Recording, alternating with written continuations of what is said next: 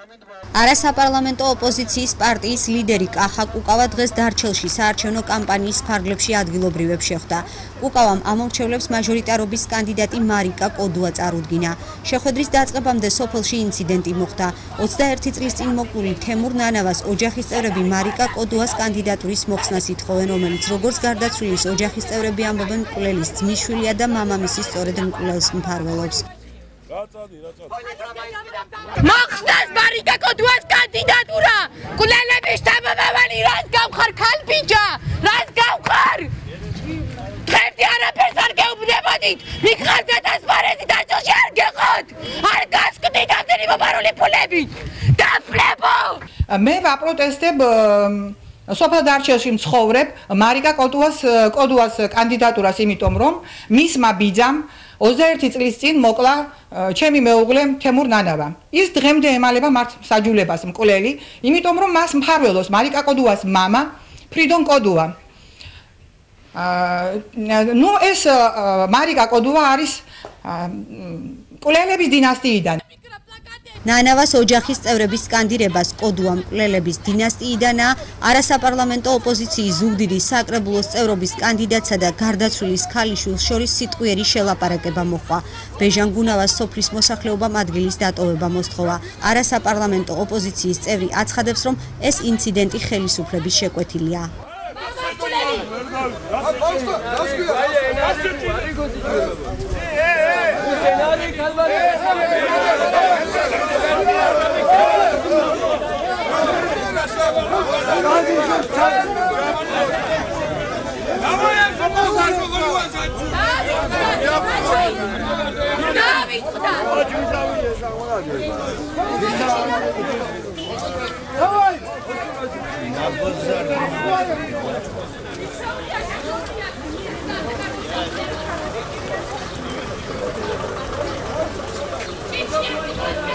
როდესაც ნახეს, რომ აქ მრავალი ასეული ადამიანი შეიკრიბა, პოლიცია დგას ეგერ და გვიწყობენ პროვოკაციას. ეს ადამიანები არიან მოგზავნილები, 21 წლის მაჟორიტარს, ახალგაზრდას, რომელსაც ძალიან დიდი მომავალი აქვს, უწოდებენ მკვლელს, წარმოიდგინეთ.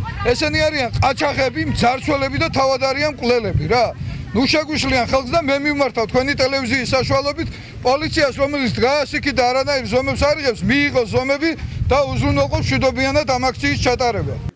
პარტიის ლიდერმა კახა კუკავამ შემთხვევას ტრადიციული გადმონაშთი უწოდა და აღნიშნა, რომ არასაპარლამენტო ოპოზიციის მაჟორიტარობის კანდიდატი ღირსეული პიროვნებაა და მისი კანდიდატურა არ შეიცვლება. კანდიდატურას რაც შეეხება, საერთოდ აბსურდი არის, მე მგონი 23 წლის გოგონაზე იმ ბრალდებების წაყენება, რომელიც მას ჰქონდა, მაგრამ მთლიანობაში ეს არის ძალიან როგორ გითხრათ, უხამსი ტრადიცია. მე მახსოვს, როცა ჩამოვდიოდი ნაციონალების წინააღმდეგ, როგორც გაერთიანებული ოპოზიციის კანდიდატი, მაშინაც გვახვედრებდნენ ხოლმე აქ შავსან დედებს. დღეს ნაციონალები აღარ არიან და სამწუხაროდ ოცნების დროსაც ჩვენ გვიწევს აი ასეთი რაღაც აბსოლუტურად პირადი ტრაგედიების გამოყენება პოლიტიკური მიზნებისთვის, რაც არის შეუფერებელი ზუგდიდთანაც და შეუფერებელი ზოგადად ქართულ ტრადიციასთან და წესთან.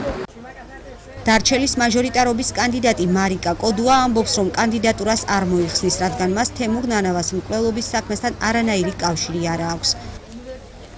კანდიდატურას არავითარ შემთხვევაში არ მოხსნი, იმიტომ რომ ვინც მე დავება ამას, ისინი თვითონ უარესები აქვს გაკეთებული. ეს შემთხვევა ბიძაჩემს თავის ძმაკაცი შემოუკვდა, შემთხვევითობის მსხვერპლი გახდა და თვითონაც ნანობს. მე დღეს ჩვენ 25 წელია მანკაცთან, ანუ ბიძაჩემთან კონტაქტი არ აქვს, არც ვიცით სად არის, ცოცხალია თუ მკვდარი.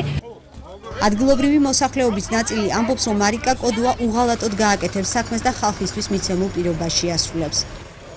მარიკა კოდუა დარჩელის მაჟორიტარობის კანდიდატი მჯერა რომ საქმეს გააკეთებს ხალხს და საქმეს. ყველაფერს კარგს გააკეთებს ამ სოფელში, რაც არ გააკეთებულა არასდროს. ჯერა რომ ეს პარტია ყველაფერს გააკეთებს და ამიტომ ვაძლევ ხმას. არასაპარლამენტო ოპოზიციის ლიდერი კახა კუკავა სამეგრელოს სხვა რაიონებშიც მართავს შეხვედრებს.